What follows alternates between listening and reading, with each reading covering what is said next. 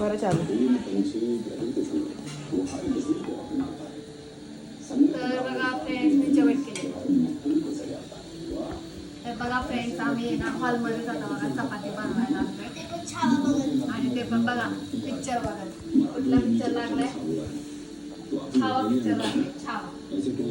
आणि मी तो पिक्चर बघितला नाही म्हणून तिथं मी असं पण मी रूम मध्ये बसूनच बनवत होते चपाती.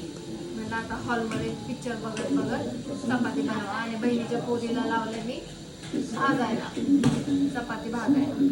बघा मी कशी बसून भाजते मस्तपैकी. आणि काय नाही आता बघा एवढे ढिवर चपाती बनवायचे मग झाला स्वयंपाक.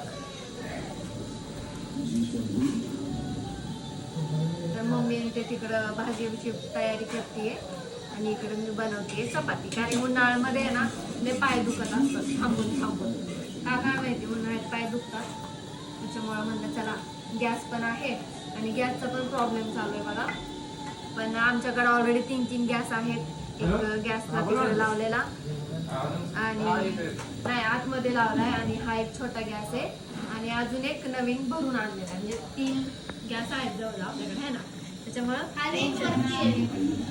त्याच्यामुळे टेन्शन नाही आहे आम्हाला. तोपर्यंत गॅसची टंचाई जाते आमचे गॅस संपेपर्यंत. आणि आम्ही कधी कधी चूल पण लावतो बाहेर त्यामुळं हा प्रॉब्लेम नाही. तर तुम्ही सांगा तुमच्याकडे गॅसचा प्रॉब्लेम चालू आहे का नाही. तुमच्या घरामध्ये गॅसचा काय म्हणतात त्याला स्टॉकेज भरून ठेवला आहे का नाही ते मला नक्कीच सांगा कमेंट करून.